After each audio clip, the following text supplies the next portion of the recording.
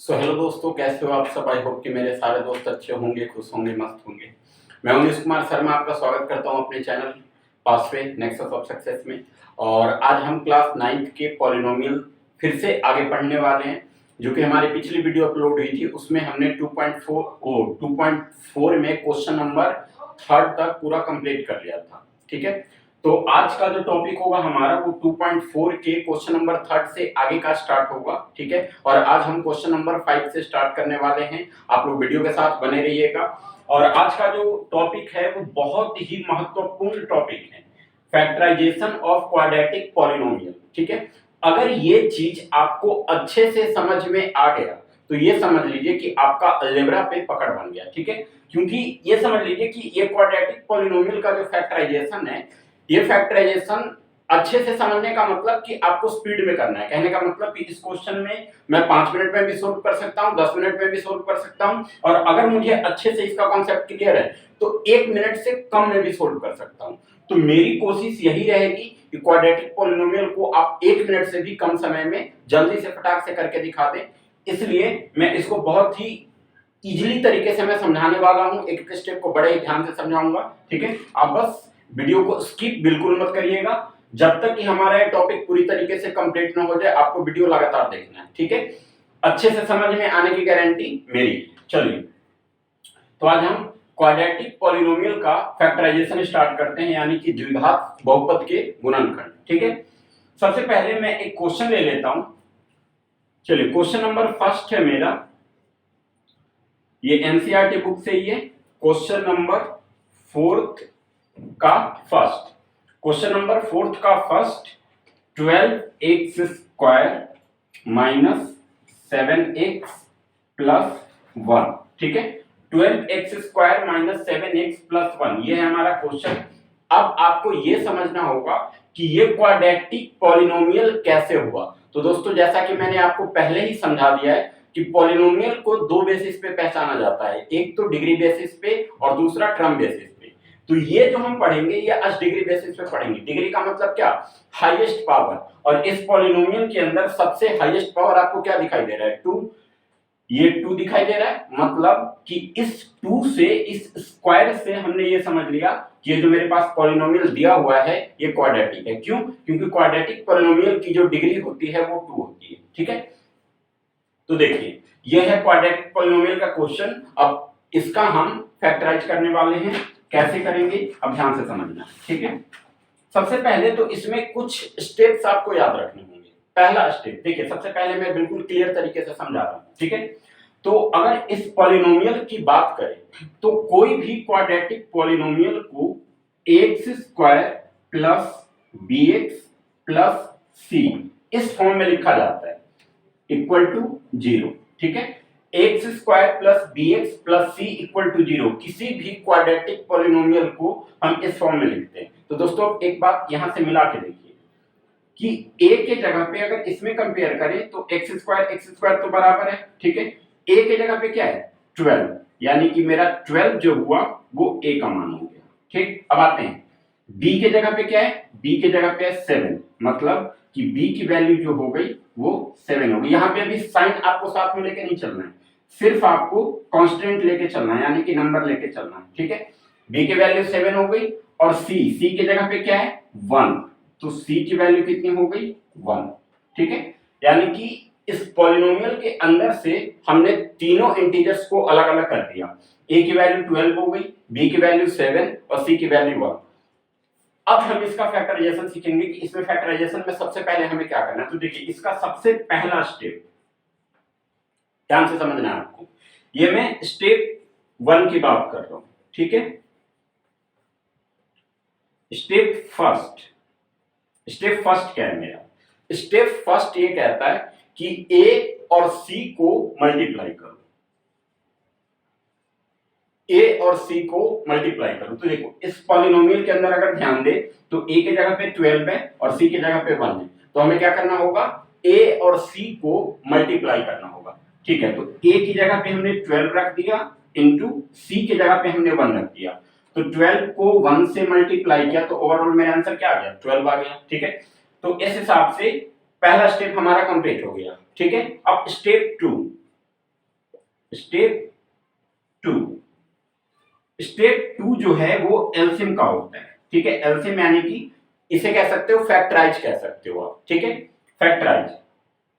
तो एलसीएम, अच्छा एलसीएम करना किसका है, तो ए और सी का जो प्रोडक्ट आया था, मतलब ए और सी का जो गुणनफल आया था उसका हमें एलसीएम निकालना होगा, ठीक है। तो चलिए ए और सी का जो हमारा प्रोडक्ट आया था, गुणनफल आया था, वो क्या आया था, 12 आया था। तो हमने 12 का एलसीएम निकाला, तो 12 का एलसीएम समथिंग कुछ इस तरीके से निकला। 2 से पहले लगाएंगे 6 बार में, 2 से 6 3 बार में कटेगा, और 3 से 3 1 बार में कटेगा। तो देखिए इसका फैक्टर क्या आ गया, इसका फैक्टर आ गया 2 इंटू 2 इंटू 3, ठीक है। अब स्टेप थर्ड, यही स्टेप सबसे मेन है, ध्यान रखना। स्टेप थर्ड जो हम करने वाले हैं इस पॉलिनोमियल में, सबसे मेन स्टेप यही है। अगर इस स्टेप को आपने अच्छे से समझ लिया तो फिर समझ लीजिए कि इस क्वेश्चन में कुछ है ही नहीं, ठीक है, हलवा एकदम तुरंत बन जाएगा, ठीक है। तो समझते हैं स्टेप थर्ड ऐसा है क्या। स्टेप थर्ड में आपको दो चीज कवर करना है। सबसे पहले कि सी के पहले का आपको साइन देखना है, उसी साइन के अकॉर्डिंग हमें जो आगे करना होगा वो करेंगे, ठीक है। तो देखिए ए बी और सी, सी के पहले अगर मैं साइन देखूं तो सी के पहले का साइन क्या है, प्लस का। चलिए मैं यहाँ पे, चलिए एलसीएम तो आपने समझ ही लिया होगा, ठीक है। मैं इसको थोड़ा सा मिटा दे रहा हूं अभी, ठीक है। 12 का एलसीएम ये हो गया था, ठीक है। अब स्टेप थर्ड में मैं लिख दे रहा हूं सी के पहले का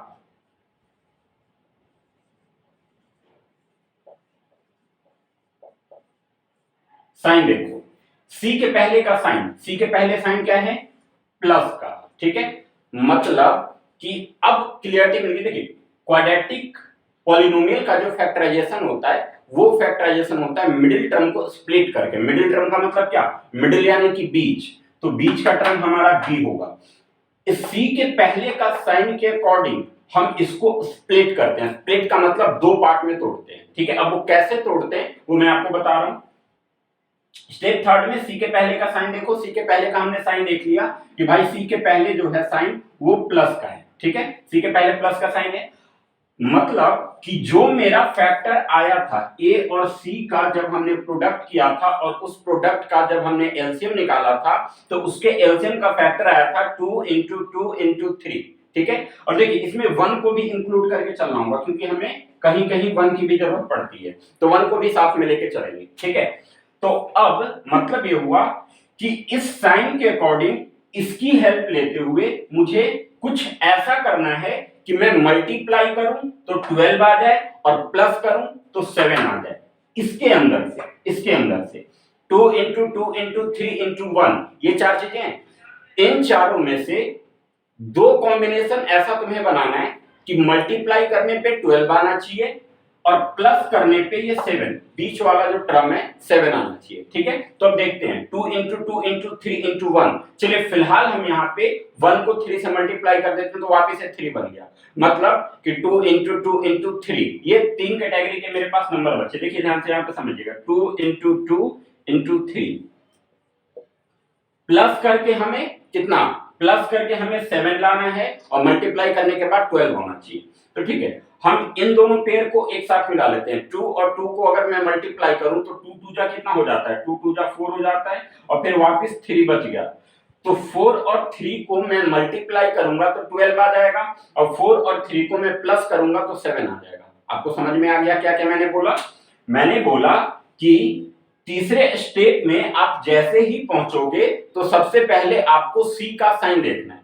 सी का साइन देख लिया कि सी के पहले का साइन प्लस का है या माइनस का है। चलिए यहाँ पे इस क्वेश्चन के अकॉर्डिंग सी के पहले का साइन जो था वो प्लस का था, तो मुझे ये तो पता चल गया कि हाँ भाई साइन प्लस का है। अब मुझे क्या करना है, अब जो भी मैंने ए और सी को मल्टीप्लाई करके जो मेरा प्रोडक्ट आया था उस प्रोडक्ट का जो मैंने एलसीएम निकाला था उस एलसीएम में से दो पेयर मुझे ऐसे बनाने हैं कि मल्टीप्लाई करूं तो ये वापस 12 आ जाए और प्लस करूं तो 7 आ जाए। अगर यहाँ पे माइनस रहता तो माइनस करके 7 लाना होता, ठीक है।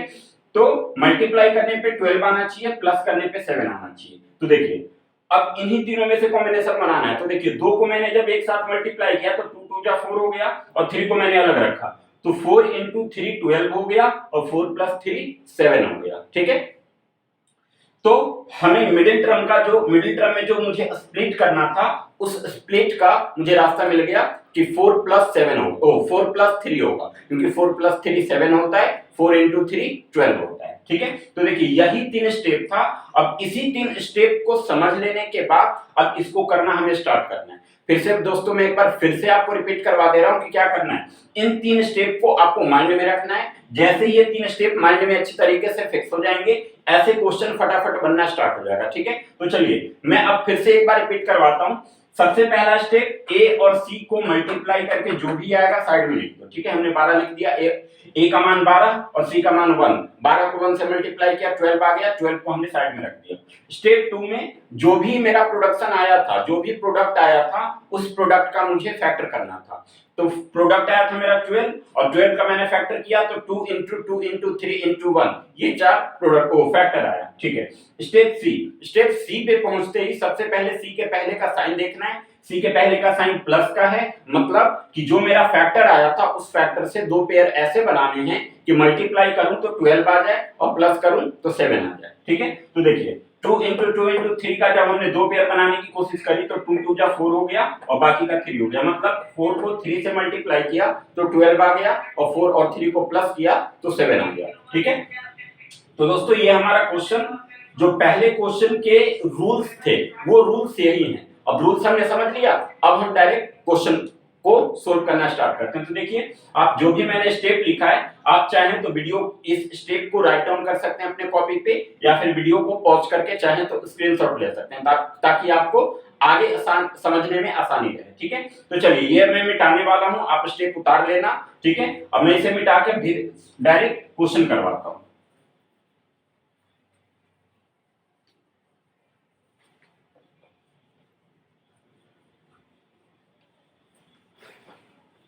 तो देखिए दोस्तों, अब हमारा जो क्वेश्चन है उस क्वेश्चन को अब हम करना स्टार्ट करते हैं। ठीक है,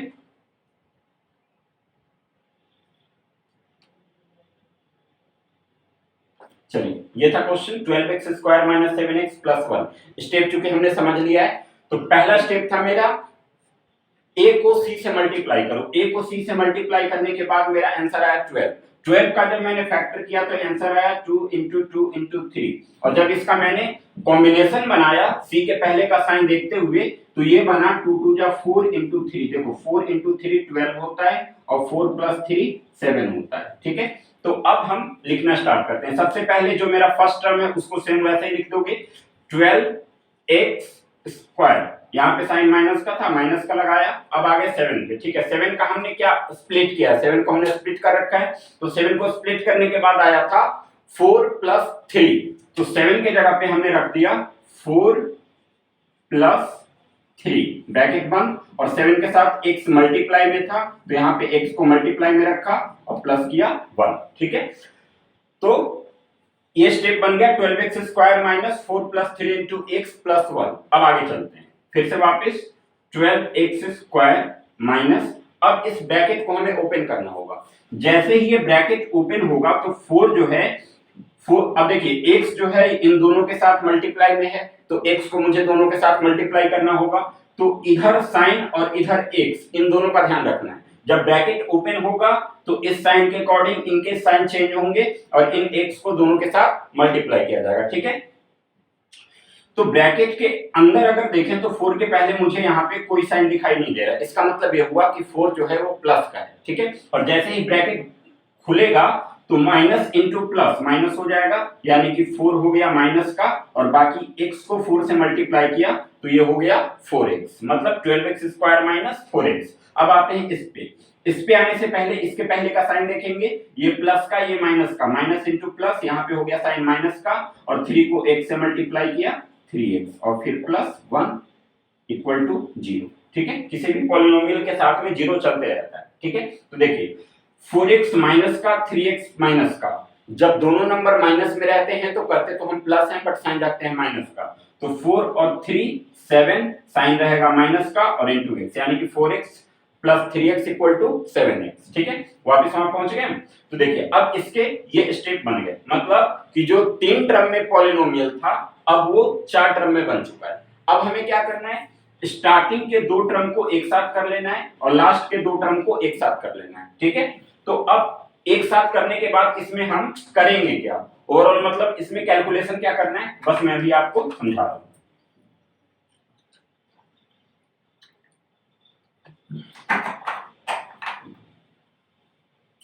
चलिए देखिए, 12x स्क्वायर माइनस 4x को हमने एक साथ रखा है, ठीक है। और इसे एक साथ रखने का मेरा ये मकसद है कि इन दोनों में से हम कॉमन क्या कर सकते हैं। कॉमन तो आपको पता ही होगा, कॉमन का मतलब कि कोई भी एक चीज जो दोनों में आता हो, ठीक है। कोई भी एक नंबर या एक अल्फाबेट जो दोनों टर्म में आ रहा हो। तो हम इसमें एक बार ध्यान दें, इसमें 2 चीज है, एक तो है नंबर और एक है अल्फाबेट, इन दोनों को ध्यान में रखना है। तो सबसे पहले हम नंबर ध्यान में रखते हैं। यहाँ पे देखिए नंबर है 12 और यहाँ पे है 4, ठीक है। 12 और 4। अब हम ये देखेंगे कि क्या कोई ऐसा टेबल है जिसके अंदर 4 और 12 दोनों आता है, तो हाँ बिल्कुल है। 4 के टेबल में 4 और 12 दोनों आते हैं। वैसे तो ये 2 में भी आते हैं, बट 2 को हमें नहीं लेना। अगर 4 के टेबल में 4 और 12 दोनों आ रहा है तो हमें सबसे हाईएस्ट नंबर ही लेना है, ठीक है। तो हाईएस्ट मतलब कि 4 एक ऐसा टेबल है जिसके अंदर 4 भी आ रहा है और 12 भी आ रहा है। तो इसके अकॉर्डिंग इन दोनों में से जो लोएस्ट नंबर होगा उसको कॉमन कर लेंगे। तो लोएस्ट नंबर हमारा 4 है, तो 4 को हमने कॉमन निकाल दिया, ठीक है। तो देखिए 4 को जब हमने कॉमन निकाल दिया तो 12x स्क्वायर में से 4 निकल गया। मतलब कि अब 4 से अगर मैं 12 को डिवाइड करूं या मैं ये देखूं कि 4 के टेबल में 12 कितने बार में आता है, तो हमें पता चल रहा है कि 4 के टेबल में 12 3 बार में आता है। तो यहां पे लिख दिया 3, 4 से 12 डिवाइड हो गया तो 3 आ गया।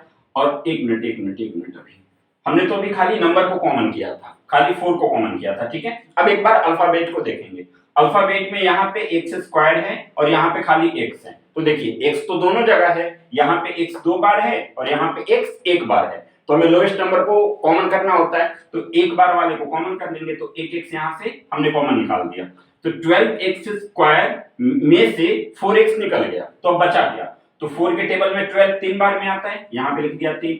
x स्क्वायर में से एक x निकल गया, x स्क्वायर का मतलब x इंटू x, जिसमें से एक x बाहर निकल गया तो एक x बचा, तो यहाँ पे हम x लगा दिए, तो ये बन गया 3x। अब यहाँ पे साइन किसका था, माइनस का, माइनस लगाया। अब 4x यहाँ पे क्या बचा हुआ है, 4x। अब हम ये देख रहे हैं कि 4x पूरा कॉमन हो चुका है, तो 4x को 4x से डिवाइड करेंगे तो 1 आ जाएगा। 4x से 4x 1 बार में कट जाएगा, तो यहाँ पे बच गया 1, ब्रैकेट हो गया 1। मतलब एक स्टेप को हमने सोल्व कर दिया। अब हम चलते हैं उस तरफ। तो देखिए सबसे पहले की तो जो यहाँ पे साइन है उस साइन को आपको उतार देना है वैसे के वैसे ही। अब इन दोनों में से आपको कॉमन करना है कि 3x प्लस 1 में से हम क्या कॉमन करेंगे। तो दोस्तों एक चीज समझ लेना है कि हमें दोनों चीज देखना है, हमें नंबर भी देखना है और अल्फाबेट भी देखना है। तो 3 और 1 के टेबल में 1 भी आता है और 3 भी आता है, तो नंबर के रूप में तो 1 कॉमन हो गया, ठीक है। क्या अल्फाबेट भी कॉमन हो सकता है, तो एक जगह x है बट दूसरी जगह x नहीं है, इसका मतलब कि x को हम कॉमन नहीं कर सकते। कॉमन वही चीज होता है जो दोनों टर्म में आ रहा हो, लेकिन x खाली एक ही टर्म में आ रहा है, इसलिए सिर्फ यहां से नंबर कॉमन होगा। तो चलिए -1 कॉमन हो गया। अब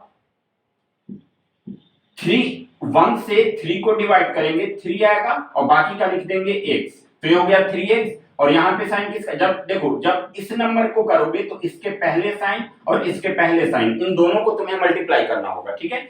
यहाँ पे था माइनस, यहाँ पे था प्लस, प्लस इंटू माइनस क्या होता है, माइनस होता है। तो यहाँ पे साइन लगा दिया माइनस का और 1 से 1 को डिवाइड किया 1 आ गया, इक्वल टू हो गया 0, ठीक है। तो दोस्तों अब ये समझो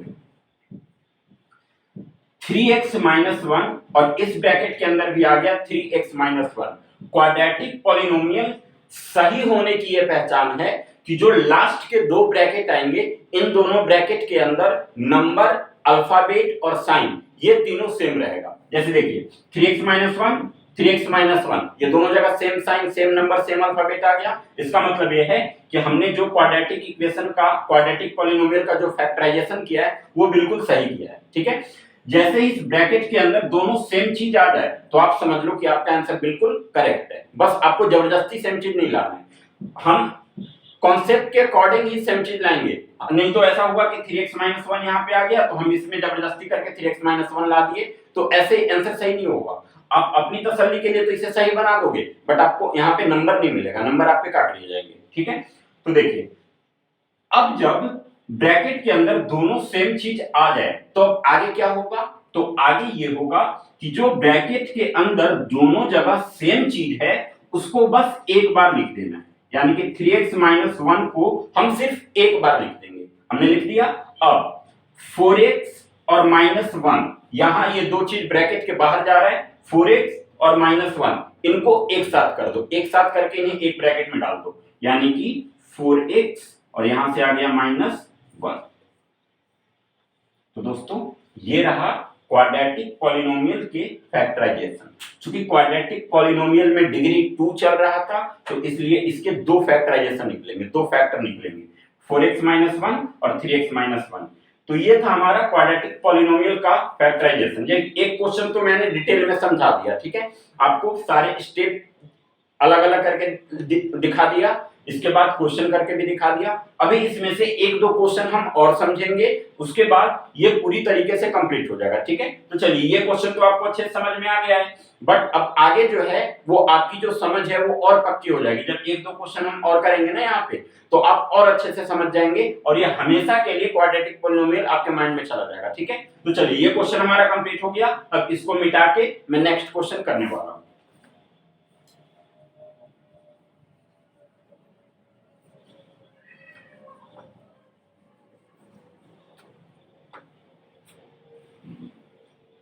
ठीक है, हमारा अगला क्वेश्चन है क्वेश्चन नंबर सेकंड, फोर्थ का ही सेकंड क्वेश्चन दे रखा है, 2x² + 7x + 3 = 0। ठीक है, ये हमारा क्वेश्चन नंबर सेकंड।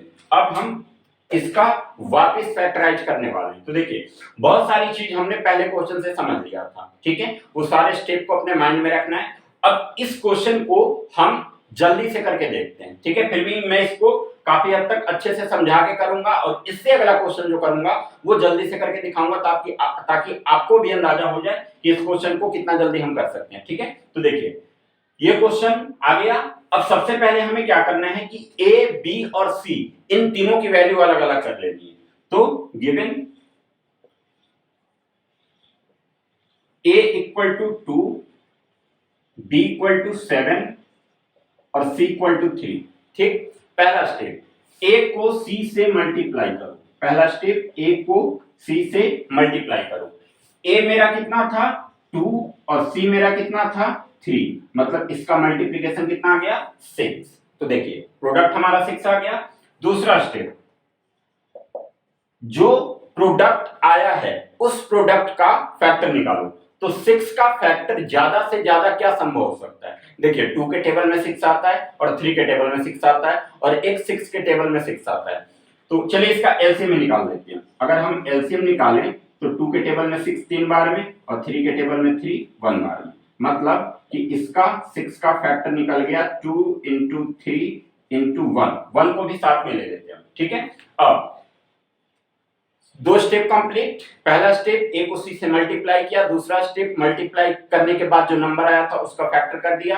अब तीसरा स्टेप, तीसरे स्टेप पे आपको ध्यान से करना है। तीसरे स्टेप में दो चीज देखना होगा। सबसे पहले सी के पहले का साइन, तो सी के पहले का साइन जो है वो प्लस का है। तो चलिए हमें साइन कंफर्म हो गया, मतलब कि प्लस करके मुझे 7 लाना है। ठीक है, अब ये प्लस करके मैं 7 लाऊंगा कहां से? तो प्लस करके जो 7 में लाऊंगा वो जो फैक्टर निकला है ना मेरा वहीं से लाऊंगा। ठीक है, तो देखिए फैक्टर 6 का हमने निकाला, 2 को 3 से मल्टीप्लाई करेंगे 6 और इंटू 1, तो 6 को 1 से मल्टीप्लाई किया तो 6 हो गया और 6 में 1 प्लस किया तो 7 हो गया। दोनों क्राइटेरिया कंप्लीट हो गया। अब हम क्वेश्चन करना स्टार्ट करते हैं। तो देखिए 2x² प्लस, पहले टर्म को वैसे उतार देना है, क्योंकि 7 को हमने स्प्लिट किया है, मिडिल टर्म को इसमें स्प्लिट करना होता है। तो 7 के जगह पे हम क्या रखेंगे, हमारा वहां पे आया क्या था, इस साइन के अकॉर्डिंग जब हमने इसको स्प्लिट करने की कोशिश करी तो 6 + 1 = 7 और 6 × 1 = 6। ठीक है, तो अब 7 के जगह पे मैं क्या रखूंगा 6 + 1 और इंटू में x चल रहा था, इंटू में x लगा दिया। ठीक है, इसके बाद प्लस 3 इक्वल टू 0। देखो हमने कर दिया, अब हम ब्रैकेट ओपन करेंगे तो 2x² प्लस 6 को x से मल्टीप्लाई किया 6x और फिर प्लस इंटू प्लस प्लस 1 को x से मल्टीप्लाई किया x प्लस 3 इक्वल टू 0। तो देखिए अब जो 3 टर्म में था वो 4 टर्म में हो गया, अब 4 टर्म में हो गया तो स्टार्टिंग के 2 एक साथ कर दो, लास्ट के 2 एक साथ कर दो, मतलब कि 2x² प्लस 6x में से हम क्या कॉमन कर सकते हैं। तो पहले हमें नंबर देखना है, बाद में अल्फाबेट। तो नंबर में 2 और 6 है, 2 के टेबल में 2 भी आता है 6 भी आता है, तो यहाँ से 2 कॉमन हो गया। अब हम अल्फाबेट को देखें तो यहाँ पे अल्फाबेट x 2 बार, यहाँ पे x 1 बार, तो एक बार x कॉमन कर लेंगे तो यहाँ से एक x कॉमन हो गया, ठीक है, 1x कॉमन हो गया। तो अब 2x² में से 2x निकल गया, कॉमन करने का मतलब कि वो सारी चीजें वहां से निकाल दी जाती है। अब निकालने के बाद अगर उसमें से वो सारी चीजें वहां से निकल गई तो हमारा बचा क्या, जो बचा उसको ब्रैकेट में डालेंगे, ठीक है। तो देखिए 2x² में से 2x हमारा निकल गया है, 2 का 2 निकल गया और 2x में से एक x निकल गया, मतलब एक x बचा हुआ है, तो यहाँ पे एक बार x लिख देंगे, ठीक है। फिर साइन है प्लस का, प्लस लगा दिया। अब 6x में से 2x निकल गया, कितना बचा, तो x तो मेरा निकल चुका है, यहाँ पे भी x एक बार है और एक बार x निकल चुका है, तो x तो मेरे पास बचा ही नहीं है। एक बार नंबर देखते हैं, 2 के टेबल में 6 जो है वो 3 बार में आता है, तो यहाँ पे लिखेंगे 3, ब्रैकेट हो गया क्लोज, ठीक है। अब इन दोनों में आ जाओ, तो इन दोनों के पहले साइन किसका है, प्लस का, प्लस का प्लस वैसे उतार दिया। अब x प्लस 3 में से क्या कॉमन करेंगे, यहाँ ना तो कोई नंबर कॉमन हो रहा है और ना ही कोई अल्फाबेट कॉमन हो रहा है, ठीक है, क्योंकि अल्फाबेट एक ही जगह, x एक ही जगह इसके साथ नहीं है तो x कॉमन नहीं होगा। नंबर की बात करें तो यहाँ पे कोई नंबर नहीं, यानी कि 1 मान लेंगे और वहां पे 3 है, तो 1 के टेबल में 1 और 3 दोनों आता है। कहने का मतलब ये हुआ कि जहां पे कोई कॉमन ना हो वहां पे हम 1 कॉमन करेंगे, ठीक है, क्योंकि 1 हर किसी के साथ एडजस्ट हो जाता है, चाहे वो नंबर रहे या अल्फाबेट रहे, किसी के साथ भी एडजस्ट हो जाता है। तो हमें कॉमन, जहां पे कुछ कॉमन नहीं होगा वहां पे 1 कॉमन करेंगे। तो देखिए x प्लस 3 में से कोई चीज कॉमन नहीं हो रहा है तो हमने 1 को कॉमन निकाल दिया, ठीक है। और जब 1 कॉमन आया तो बाकी के जो चीज है वो सेम वैसे ही आएंगे, क्योंकि 1 से किसी को भी डिवाइड करेंगे तो वही आएगा, ठीक है। तो 1 से x को डिवाइड किया x आया, यहाँ पे था साइन प्लस का, यहाँ पे भी साइन प्लस का, तो प्लस इंटू प्लस प्लस, और 1 से 3 को डिवाइड किया 3 आया, इक्वल टू हो गया 0। तो अब एक बार फिर से ध्यान दीजिए कि यहाँ पे ब्रैकेट के अंदर x प्लस 3 और x प्लस 3 दोनों चीज सेम आ गई, तो इसका मतलब ये हुआ कि हमारा जो फैक्टराइजेशन है वो बिल्कुल सही निकला है। तो जो दो चीज एक जैसा 2 बार है उसको एक बार करके लिख देना है, तो x प्लस 3 को हमने एक बार लिख दिया, और जो ब्रैकेट के बाहर था, ब्रैकेट के बाहर क्या क्या, 2x और प्लस 1, इसको एक साथ कर दिया, तो 2x प्लस 1, यानी कि ये हो गया इसका फैक्टर। तो देखिए क्वेश्चन नंबर 2 का फैक्टर था। आई होप कि ये भी क्वेश्चन और अच्छे से समझ में आ गया होगा। अब इसमें से एक क्वेश्चन और करेंगे और बाकी का एक क्वेश्चन जो रह जाएगा वो क्वेश्चन आपको खुद करना है, ठीक है। एक क्वेश्चन इसमें से और मैं अब जल्दी से समझाने की कोशिश करूंगा, जितना जल्दी हो सके उसको समझाने की कोशिश करूंगा। एक क्वेश्चन मैंने बहुत अच्छे से स्टेप बाय स्टेप लिख के समझा दिया, दूसरा क्वेश्चन उससे थोड़ा कम टाइम में समझाया। अब ये क्वेश्चन जो करने वाले इसमें सबसे कम टाइम लेंगे, बिल्कुल फटाकेदार, बिल्कुल जल्दी से जितना जल्दी हो सके करने की कोशिश करेंगे, ठीक है। तो चलिए अब ये क्वेश्चन आप चाहें तो इसको राइट डाउन कर लीजिए, वीडियो को पॉज कर लीजिए, इसके बाद राइट डाउन कर लीजिए या फिर स्क्रीनशॉट ले लीजिए। अब मैं क्वेश्चन नंबर 3 करने वाला हूं, ठीक है। तो चलिए क्वेश्चन नंबर 3 स्टार्ट करते हैं। इसका ये मैं मिटा रहा हूं।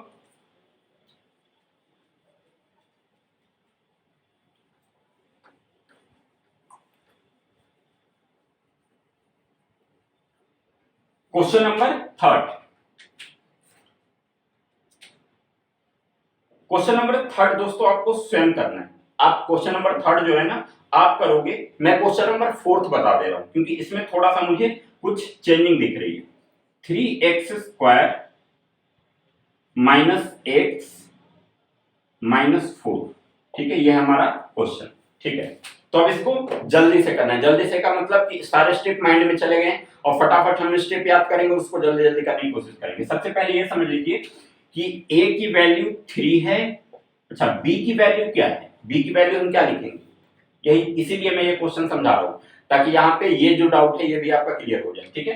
देखिए जब किसी भी अल्फाबेट के साथ, किसी भी वेरिएबल के साथ जब कोई नंबर ना रहे तो हम 1 मानते हैं, ठीक है। मतलब ये हुआ कि यहाँ पे x के बगल में कोई नंबर नहीं दिख रहा है, इसका मतलब यहाँ पे क्या है, 1 है। तो b की वैल्यू 1 ले लेंगे और c की वैल्यू 4 ले लेंगे। हमें साइन से मतलब नहीं है यहाँ पे, हमें सिर्फ अभी नंबर अल्फाबेट जो भी है उस खाली नंबर से मतलब है। ठीक है, पहला स्टेप ए को सी से मल्टीप्लाई करो, तो 3 से 4 को मल्टीप्लाई किया 12 आ गया। 12 का फैक्टर करो, 12 का फैक्टर हम क्या क्या कर सकते हैं, तो 12 का फैक्टर आप जल्द, मेरे दिमाग में तो आ गया है कि इसका क्या होगा, बट मैं आपको जल्दी समझा दे रहा हूं। 2 से 12 6 बार में कटा, 2 से 6 3 बार में कटा और 3 से 3 1 बार में कटा। ठीक है, अब इन तीनों का एक ऐसा कॉम्बिनेशन बनाना है। थर्ड स्टेप में सी के पहले का साइन देखना था, तो सी के पहले माइनस का साइन है, मतलब कि जो मेरा फैक्टर आया है उस फैक्टर में दो कॉम्बिनेशन ऐसा बनाना है कि मैं मल्टीप्लाई करूं तो ये 12 आ जाए और माइनस करूं इस साइन के अकॉर्डिंग हम इसको स्प्लिट करेंगे, तो यहाँ पे साइन माइनस का था और यहाँ पे नंबर 1 था। तो मतलब कि इनमें से दो पेयर ऐसे बनाएंगे कि मल्टीप्लाई करने के बाद 12 आए और माइनस करने के बाद 1 आ जाए। तो देखिए 2 2 जा 4 और बाकी का 3, 4 को 3 से मल्टीप्लाई करेंगे तो 12 आ जाएगा और 4 में से 3 को माइनस करेंगे तो 1 आ जाएगा। ठीक है, तो जल्दी से अब कर देते हैं इसको, 3x² माइनस, अब यहां पे नंबर क्या था 1, अब मैं 1 के जगह पे लिख रहा हूं 4 - 3, क्यों, क्योंकि यहां से हमने इसका कॉम्बिनेशन बना रखा है। ठीक है, 4 और 3 का ऐसा पेयर बना था कि 4 और 3 को मल्टीप्लाई करने पे 12 आया था और माइनस करने पे 1 आया था। ठीक है, तो देखिए इनटू में x था तो इनटू में x लगा दिया -4, तो अब ये हो गया 3x² माइनस 4 को 1 से मल्टीप्लाई किया 4x, फिर माइनस इंटू माइनस प्लस 3 को 1 से मल्टीप्लाई किया 3x और फिर -4। तो इन दोनों में से हम चाहें तो 3 और 4 ये दोनों अलग अलग टेबल का है, तो हम इसमें नंबर को कॉमन नहीं कर सकते, हम अल्फाबेट कॉमन करेंगे। यहाँ पे x², यहाँ पे x, तो एक बार x कॉमन हो जाएगा। अब 3x² में से x निकल गया मतलब कि 3x बचा, और फिर -4x में से x निकल गया मतलब कि 4 बचा। ठीक है, फिर प्लस 3x -4, इन दोनों में से क्या कॉमन कर सकते हैं, तो सेम कंडीशन यहां से भी कोई कॉमन नहीं होगा क्योंकि 3 अलग टेबल 4 अलग टेबल, तो ये दोनों अलग अलग जा रहे हैं, ये कॉमन हो नहीं सकता। एक ही जगह x है दूसरी जगह x नहीं है तो x भी कॉमन नहीं हो सकता, मतलब कि इन दोनों में से कोई भी कॉमन नहीं हो सकता। और जब कोई भी कॉमन नहीं हो रहा है तो हम क्या कॉमन करेंगे, 1 करेंगे, तो यहां से 1 कॉमन कर लिया, और जब 1 कॉमन होगा तो जो वहां पे चीजें हैं वो सेम के सेम वैसे ही आ जाएगा, क्योंकि जब मैं 1 से किसी संख्या को डिवाइड करूंगा तो सेम चीज आएगा। तो देखिए 1 से 3x को डिवाइड किया तो 3x आ गया, और इसको करने से पहले साइन देखेंगे हम, यहाँ पे साइन माइनस का, यहाँ पे साइन प्लस का, प्लस इंटू माइनस माइनस, और 1 से 4 को डिवाइड किया 4 आ गया। तो देखिए ब्रैकेट के अंदर 3x - 4 3x - 4 बिल्कुल सेम चीज आ गया, मतलब कि हमारा फैक्टराइज बिल्कुल सही है। तो ब्रैकेट के जो बाहर है उसको एक साथ कर देना है, यानी कि x और +1 को एक साथ कर दिया, x + 1 को, और 3x - 4 को 3x - 4 3x - 4 दो चीज सेम जगह पे एक ही बार था, तो इसलिए इन दोनों को एक बार लिख दिया, तो 3x - 4 इसके भी दो फैक्टर आ चुके हैं। तो ये था दोस्तों क्वाड्रेटिक पॉलिनोमियल का फैक्टराइजेशन। ठीक है, आई होप कि आपको ये सारी चीजें अच्छे से समझ में आ गया होगा, और जरूर आया होगा क्योंकि मैं बिल्कुल ही स्टेप बाय स्टेप आपको समझाने की कोशिश किया हूं। इसके अलावा भी अगर आपको लग रहा है कि कहीं पे कोई डाउट रह गया हो, कोई चीज अच्छे से समझ में नहीं आया हो, तो आप कमेंट कर दीजिएगा, मैं आपके कमेंट पढ़ के, और जब मैं नेक्स्ट वीडियो बनाऊंगा तो नेक्स्ट वीडियो में आपके डाउट को बिल्कुल अच्छे से क्लियर कर दूंगा। दोस्तों आज हमने क्या सीखा, आज हमने सीखा कि क्वाड्रेटिक पॉलिनोमियल का फैक्टराइजेशन कैसे किया जाता है, और आई होप कि आपको अच्छे से समझ में आ भी गया होगा। ठीक है, तो चलिए आज की वीडियो को यहीं पे समाप्त करते हैं, क्योंकि क्वाड्रेटिक पॉलिनोमियल के लिए मैं पहले से ही सोच रहा था कि इसका एक स्पेशली वीडियो बनाऊंगा, ताकि ये बहुत ही इंपॉर्टेंट टॉपिक है, ध्यान रखना, क्योंकि इस टॉपिक को अगर आप यहाँ पे समझ लेते हो तो 9th class 10th class in सब जगह पे करीब करीब बहुत ऐसी जगह पे इन सब चीजों की जरूरत पड़ेगी क्वाड्रेटिक पॉलिनोमियल के फैक्टराइजेशन में। ठीक है, तो चलिए ये आपको अच्छे से समझ में आ गया है। अब हम इसके आगे जो करने वाले हैं वो हम क्यूबिक पॉलिनोमियल का फैक्टराइज करने वाले हैं। हमने क्वाड्रेटिक पॉलिनोमियल का तो फैक्टराइजेशन समझ लिया कि क्वाड्रेटिक पॉलिनोमियल का फैक्टराइजेशन कैसे होता है। अब इसको आपको रिवीजन करना है, इसको आप चाहें तो पहले इन तीनों क्वेश्चन को आप अच्छे से कर लेना। ठीक है, और चाहें तो आप इसके आगे भी कुछ और क्वेश्चन कर सकते हैं। ठीक है, तो चलिए मैं कुछ क्वेश्चन आपके लिए यहीं पे राइट डाउन कर दे रहा हूं ताकि आपको प्रैक्टिस करने में आसानी रहेगी।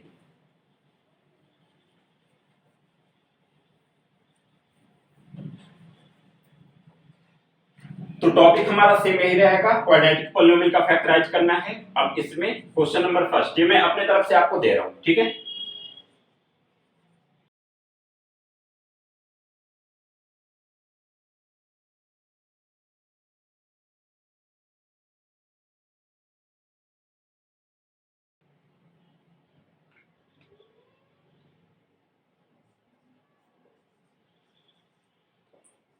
हाँ तो दोस्तों देखिए, ये 5 क्वेश्चन मैंने लिख दिया है।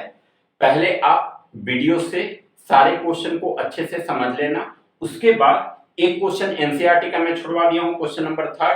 पहले तो आपको क्वेश्चन नंबर 3 करके आंसर मिलाना है कि आपने सही निकाला है या नहीं, और उसके बाद ये इन 5 क्वेश्चन की आप प्रैक्टिस करेंगे, ठीक है। इसके बाद आपका जो क्वाड्रेटिक पॉलिनोमियल का टॉपिक है वो बहुत ही अच्छे से कंप्लीट हो जाएगा, ठीक। तो आज की वीडियो को यहीं पे समाप्त करते हैं। आज की वीडियो अगर आपको अच्छी लगी हो, सब चीजें समझ में अच्छे से आया हो, तो चैनल को सब्सक्राइब जरूर करें। जितना ज्यादा हो सके हमारे वीडियो को शेयर करें अपने दोस्तों में, अपने रिलेटिव में, और दोस्तों कमेंट जरूर करें। देखिए इससे होता क्या है कि हमें एक मोटिव मिलता है कि नहीं, हम जो मेहनत कर रहे हैं, हम जो पढ़ा रहे हैं वो आपको अच्छे से समझ में आ रहा है, ठीक है। क्योंकि वीडियो देखने के बाद जब तक आप अपना सजेशन नहीं बताएंगे कि हाँ आपकी पढ़ाई, आपके मैथ समझाने का तरीका मुझे अच्छे से समझ में आया या नहीं आया, अगर आपको नहीं आ रहा है तो मैं अपना तरीका चेंज करूंगा, ठीक है। कोशिश करूंगा कि और अच्छे से आपको एक्सप्लेन कर सकूं ताकि आपके डाउट सारे क्लियर हो जाए। तो चलिए आज की वीडियो को यहीं पे समाप्त करते हैं। अब मिलते हैं नेक्स्ट वीडियो में, क्यूबिक पॉलिनोमियल का फैक्टराइजेशन सीखेंगे हम नेक्स्ट वीडियो में। तब तक के लिए नमस्कार, ठीक है। आपका दिन शुभ रहे।